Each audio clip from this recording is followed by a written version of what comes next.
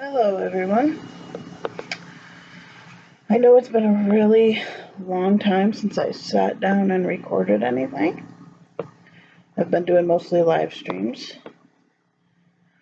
And pardon my appearance today. That's something we're going to actually go ahead and talk about today to let y'all know who haven't been in the live streams and stuff. Let you all know exactly what is up. The last 6 months at this point has been pretty crazy. I think it's been 6 months.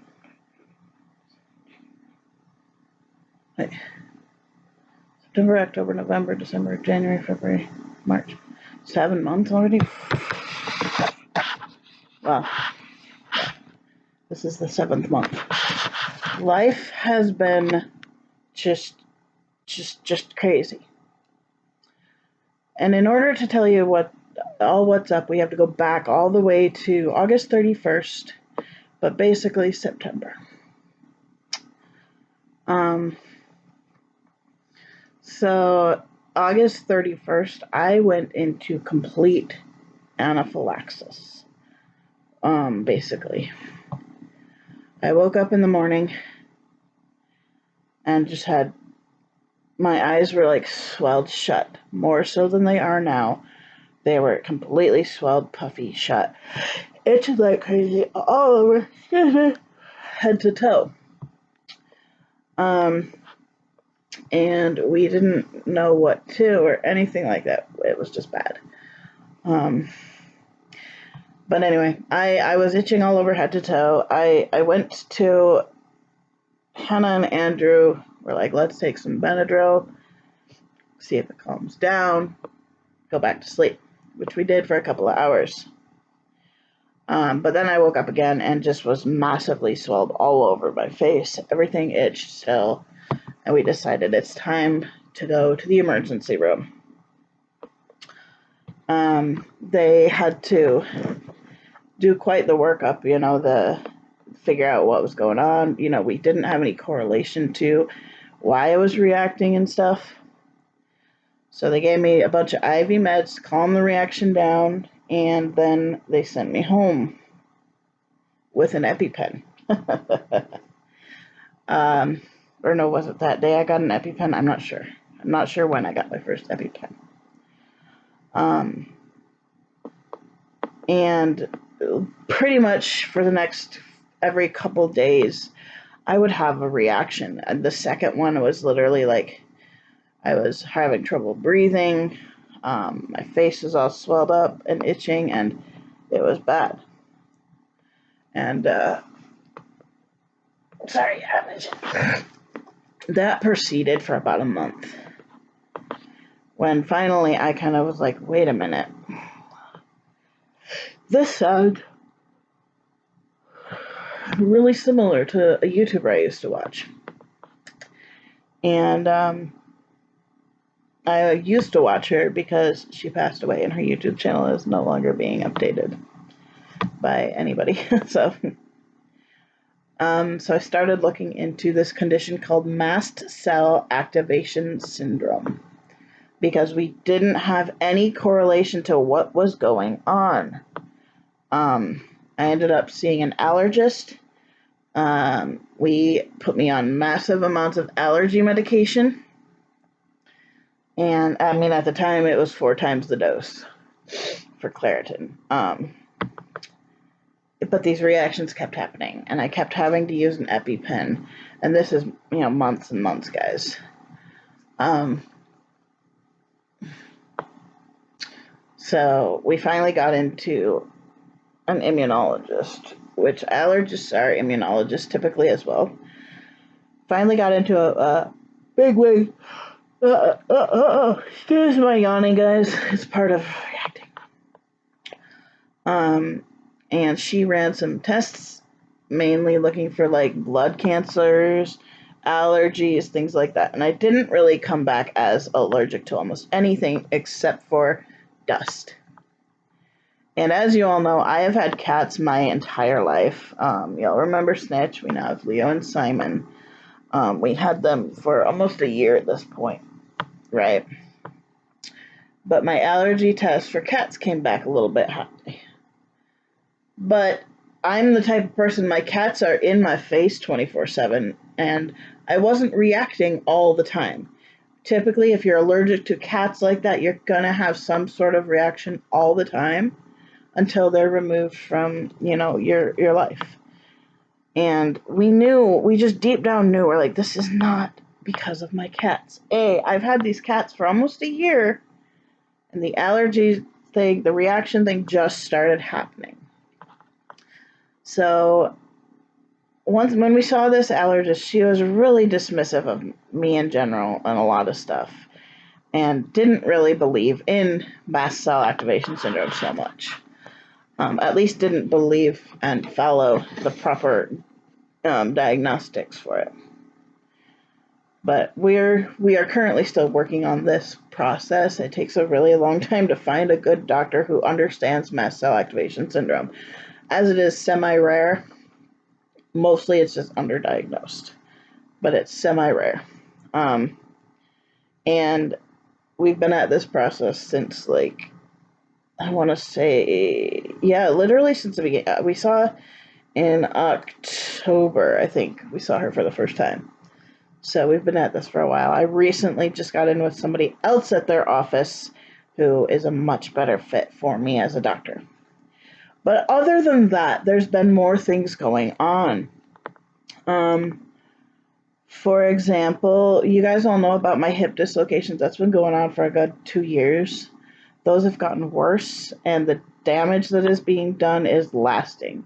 My left hip, I currently am pretty much always in pain because it keeps not all the way popping out to the point of I can't put it back in, but it pops out enough, or it slips out real quick and back in and stuff like that. But the muscles are starting to show some damage.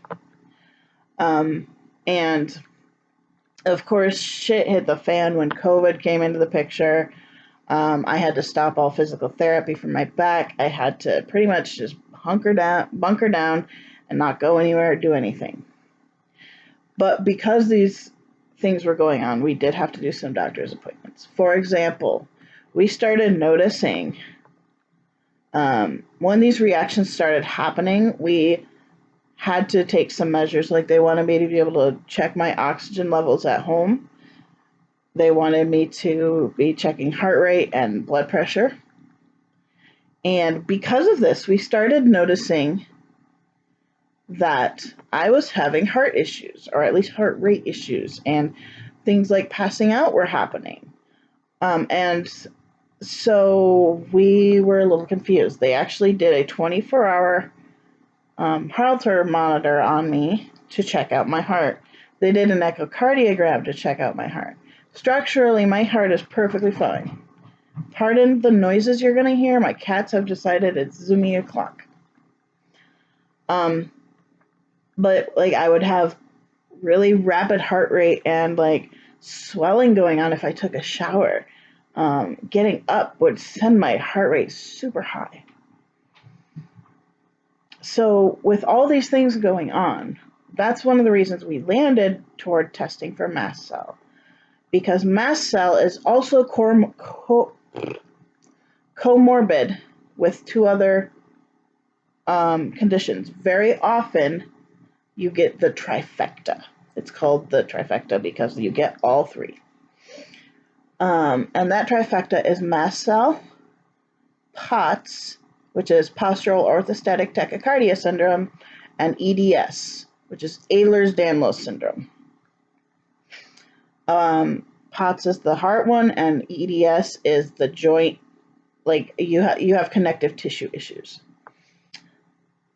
At this point, my mom and I started talking about childhood and looking at the weird things that would happen. The time that I lost the use of my legs for 6 weeks because I was in so much pain.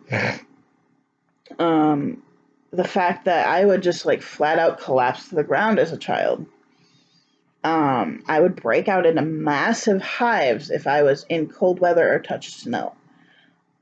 Different things. I had weird reactions to things. And I would have blackouts and stuff. We didn't really ever think about it as a kid, But once we started realizing what's going on now, we started piecing together these things throughout my childhood. The EDS wise, I had massive growing pains as a child, like night after night after night, just in tears because it hurt so bad. But with that, we've kind of started to figure out what's going on. Currently, I was put on different medications to try to curb the reactions. I'm currently on 3 medications just for the allergies plus one, which is an as needed, which is Benadryl. I take double the dose, if not more, of all 3 of these medications. That would be Allegra, Zyrtec, and surprisingly, Pepcid, because Pepcid is actually an H2 blocker, I believe, but trying to block some of this histamine response. Let's talk about a little bit about what these conditions are. Mast cell is my primary biggest issue, most life-threatening issue, I guess you could say. Basically, everybody's body in every single system is this little thing called a mast cell. Mast cells are responsible for over 200 mediators. Histamine is one of them. There's different mediators that it releases for different things. So when you're having, stuffy nose, itchy eyes from allergies, that's because the mast cell has released this the mediator to combat that or to cause you to react. With mast cell activation syndrome, there's a few different mast cell diseases. One of those is basically a cancer. One of them is very similar reactive type of thing, but it's called mastocytosis. And then there's mast cell activation syndrome. Mast cell activation syndrome means you have the proper amount of mast cells in your body, but they degranulate and release these mediators at the wrong time and in too many amounts, basically. They just release all the time and are not properly managing because it's releasing histamine to combat the allergy. And, mine is just releasing it all the time throughout my body. Mastocytosis means you have too many mast cells, basically, and therefore it's too much histamine in your body. And then there's other ones. But basically, when you have a reaction like this, it's because your mast cells have released and degranulated and caused the release of these mediators. And it can be who knows what. There's over 200 of them, or there's 200 or more, I don't know. But anyway, so that's why it randomly just goes, oh, we're going to react to this. We're going to react to that. Now, with some things, that reaction can be a lifelong reaction to that specific thing. Other things, like me, most of my reactions are because of basically we call it our histamine bucket or our allergy bucket. Eating, being exposed to smells, things like that, it fills up the bucket. And at some point, something is going to tip that scale. So one day that could be a food. One day that could be a perfume. In my case, one day was Hannah's body wash. She bought a new one, and I reacted very strongly, very horribly to this, and we had to throw it out that day. Other times I have a more mild reaction to something. I'll get one of these reactions, like you kind of see now, but it's more of just an itch. It doesn't do the full-blown swelling. And I know it doesn't look incredibly poofy and swelled, but I'm trying to open my eyes, and they don't open because there's swelling around it and stuff. So basically, I'm on the constant alert of watching for these reactions. We discovered I react incredibly horribly every single time to anything pine related. One second. So for example, My first ever reaction to pine was a few years ago when I touched some pine cones at Joann's that were scented, but I touched these pine cones and immediately reacted. I was at the grocery store during Christmas time and they had little mini Christmas trees by the checkout. I immediately reacted to those.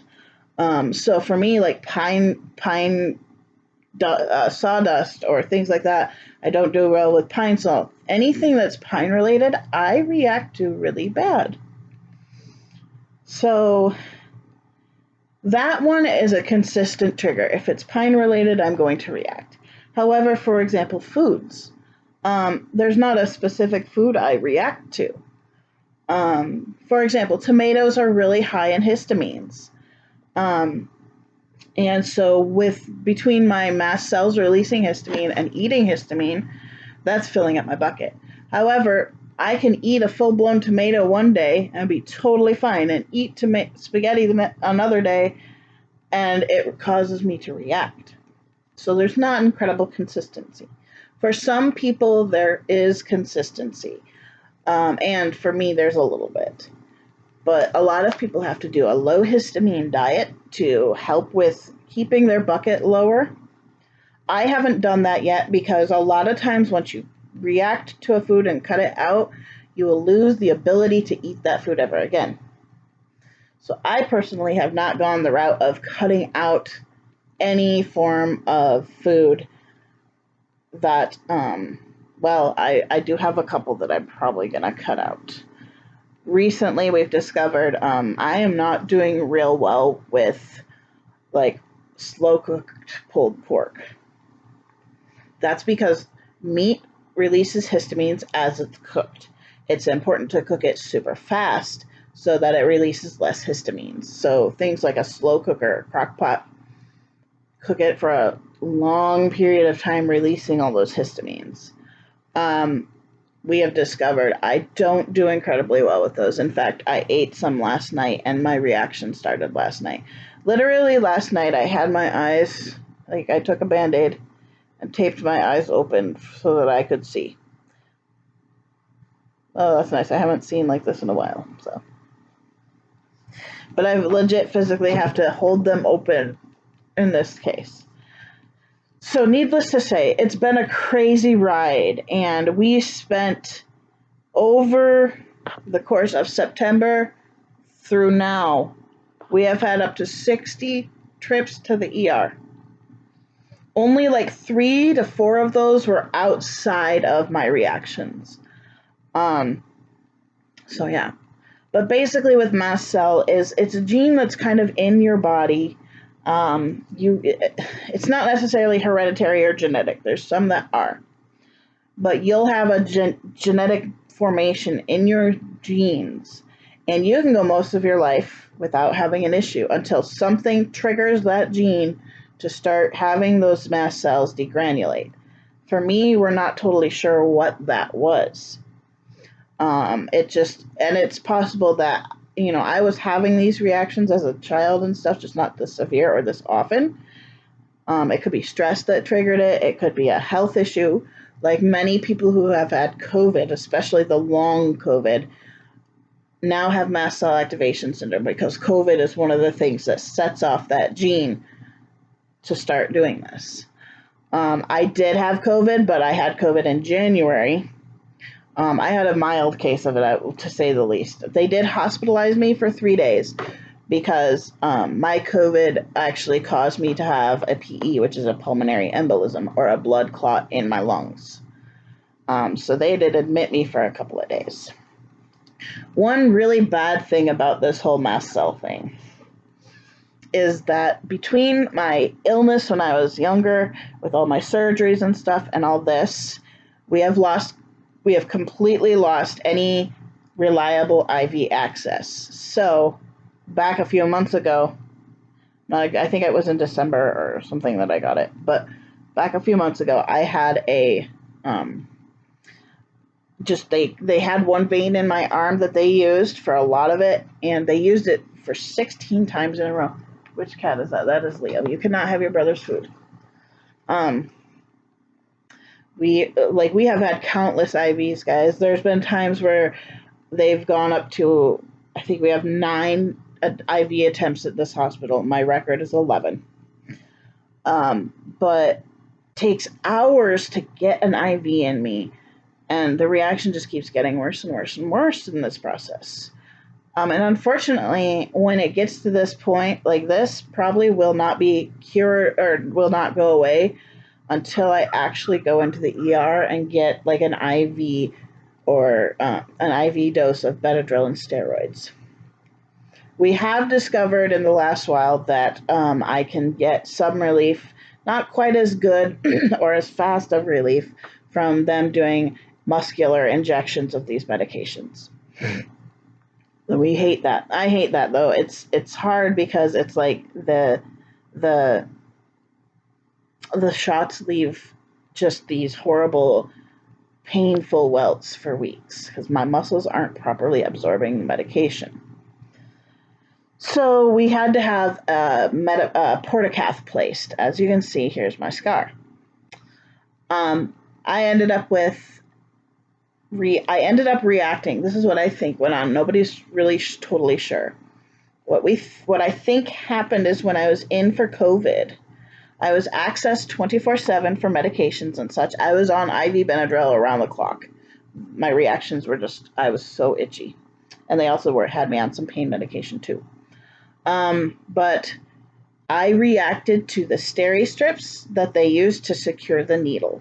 A lot of people don't need to secure the needle, but they put these steri strips down in this H formation, and then they put the dressing on top of it. I reacted to the steri strips while I was in. Therefore, we didn't see what was going on. That reaction up above it caused an infection to set in right above my port, and it was like a pocket infection. It was a very small infection. But basically what happened is my port was only a few weeks old at this time. Actually, it was a little over a month or two old. But when I got home, it just, it exploded and was not doing good. So I went on an antibiotic. I went back to my surgeon to have it checked out, and we tried for a good 2 weeks to try and save this port. The infection cleared up just fine, and we then proceeded to try to close up the wound that the infection left. Because of mast cell, possible Ehlers-Danlos syndrome, my incision or the pocket that it created would not close. We stitched it, we glued it, we did everything we possibly could to keep this thing closed, and it refused to heal. Finally, what happened was the port moved itself up into that pocket where the infection had been and was now exposed. Once a port is exposed, it cannot stay in because that is a perfect site for massive amount of infection. So we ended up having to take that one out, and it was so sad because when he pulled out the port, he's like, there is zero infection. Like, this port looks beautiful. Like, there's no infection in this port. Port is perfect. But because of that, we had to take it out. He decided to put 2 stitches into it just to pull it closed on the inside, and it had to heal from the inside out. I have been about only a week with this thing perfectly closed and healed and done. So I see the surgeon next week to get a consult on placing another port, hopefully on this side, because right-handed me, this arm is always moving, this arm not so much. So hopefully it'll go on the left side this time, and we won't have so much of an issue. Also, now that I know what I reacted to with that, we know never to put those on there. And I'm going to actually talk to the doctor about that at some point when I see him next week. But it has been a crazy, wild ride these last few months. It's been nuts. We've only had about a month and a half. So since COVID, I've been in the hospital probably a handful of times, probably 5 times. The thing that is the most different is finally We have all the allergy meds. Oh, I'm on 4 medications. That's right. We have all of the allergy meds. And what we needed to add into the picture was something called a mast cell stabilizer. And there are several different medications that do this. Benzodiazepines are one of them. I haven't tried that yet. Benzodiazepines work to stabilize the mast cells, but also these mast cells releasing these mediators cause massive amounts of anxiety, which I was dealing with quite a bit. But also, Singulair is a mast cell stabilizer. Xolair is a mast cell stabilizer. Xolair is an injection, and it's a lot more likely to cause problems than the other medication I'm on. Singulair is originally used for asthma, allergies, things like that, but it does stabilize the mast cells. I started that right before COVID, and we have seen a massive improvement. I went from having reactions several times a week to having a big reaction only every like 2 weeks. So it was a godsend. That medication has improved life so much. We still obviously have reactions. I still have the big reactions, but they are much more few and far between as far as like that goes. So we're getting things stabilized. We're getting things worked out. We're still trying to get the official mast cell diagnosis. And once that is taken into consideration and stabilized, we're going to start treating my POTS or dysautonomia. It may not actually be POTS, but it's some sort of dysautonomia.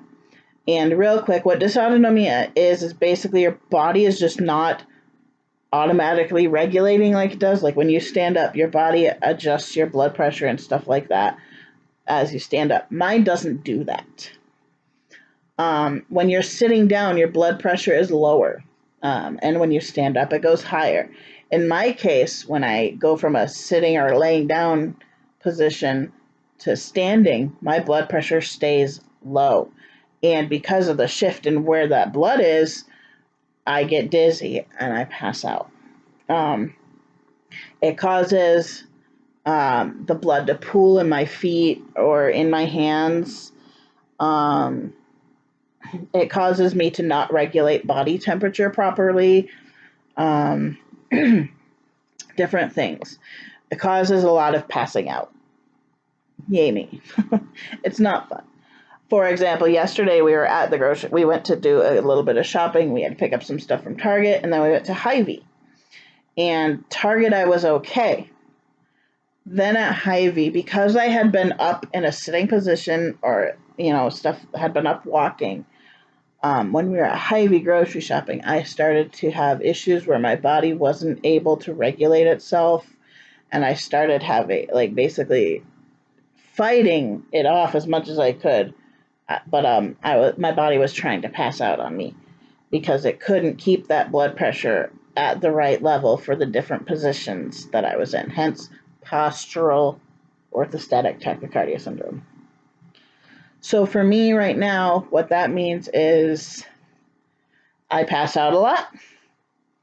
I now have to use a shower chair because I was having issues in the shower where my heart rate would just be so high and my blood pressure would be low, and I couldn't stay safely standing. So I now use a shower chair in the bathroom because I have to be sitting. Sitting is still not great. Like if I'm sitting for long periods of time, with my feet down and stuff, like actual sitting, I'm not going to do well. The best thing for me is to have my feet up like I do when I'm on the couch. My feet are out in front of me. I am semi-reclined. That's the best way to keep my body regulated. But it's a long thing. And honestly, treatment of the POTS is going to be a little bit hard.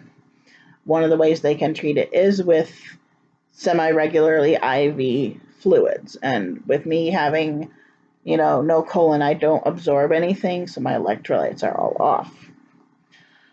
So hopefully we'll be able to get some more. Once I have my port back in, I'm going to push my surgeon to set up home care for accessing of the port and things like that, teaching me how to take care of my port, well, with the help of Hannah, because given where it goes, I usually can't see enough to poke it unless I use a mirror, which once I use a mirror, I lose coordination. But we're hoping to help manage the POTS. We're hoping to be able to treat these reactions with IV medication at home as much as possible. And things like that. So that's kind of our goal. It really is weird having this be my new normal, because I am the type of person who is I like to be doing things. I like to, be on the go. This has cut out any possibility of ever driving pretty much, because I just suddenly pass out or things like that. Before this, I was not driving because I couldn't go 6 months seizure free. I'd get like 3 months, and then we also found out I'm having seizures in my sleep more than we thought I was. But either way, driving is now out. I can't drive because reliably I can't stay sitting like that for a long period of time without passing out. Yes, I've passed out in the car. I've passed out on my couch. I've passed out different times. I pass out with my reactions. My last reaction, we got to the hospital. I was having a reaction and we were trying to get blood work taken for diagnostic purposes with this new doctor. We had this blood work before, but she wanted a new set. So we wouldn't have gone in at the time we did anyway. However, once we were there is when the reaction started to progress, and I passed out in the waiting room in the wheelchair several times. My blood pressure at that point was so low, and this is part of the reaction. My blood pressure was so low, the machine couldn't read it. They tried 3 different times, and the machine couldn't read it, meaning I was like really, really, really low. But yeah, so that's kind of what's been up with me these last few months. I am still live streaming as I can. I had to take a break from my home business with the Binkies because I just wasn't able to keep up with all of the reactions. I'm hoping at some point to go back into that at some level, maybe not the level I was, we'll see. But had to take a break from that. There's a lot of doctor's appointments that happen. Now that COVID is more stable and I've had it, well, COVID's not more stable. Now that I am more stable with the COVID stuff, vaccines are out, things like that, I am going to be going back into physical therapy in about, I think I have an appointment on the 8th. We're going to get me back into physical therapy, try to gain some strength back. But at the moment, we're looking at what we can do from here on out to help, because while, yes, physical therapy can improve some things, I am completely reliant, outside of going to the bathroom and back and such in my house, I'm completely reliant on assistive devices. So at the grocery store, I have to use a scooter, things like that. I have to use my walker. I have to use wheelchairs. So we're looking into getting the tools that will assist me in living. We would love to get a wheelchair, and it's possible I'll be doing a fundraiser in the next few months or weeks to get that.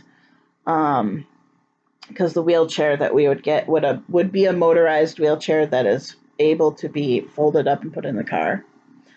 It's much cheaper than getting one that you would need a ramp, blah, blah, blah, blah, blah. But right now I am very much homebound, unless somebody's with me, which is the only time I go anywhere is if somebody's with me, obviously.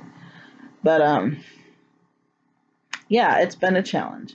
And I know this is a super long video, guys, and I really do apologize for that. But I want to just let those of you who don't follow the live streams know what the heck is going on, because it's been months and months and months since I've recorded a video. I'm hoping to do a couple of reviews here coming up. I have a diaper to review and stuff like that, but hopefully I'll be able to record some. I know, like, I don't typically record when I'm looking terrible like this, but because this has been since last night and stuff, I thought I would just kind of give you guys the reality of it.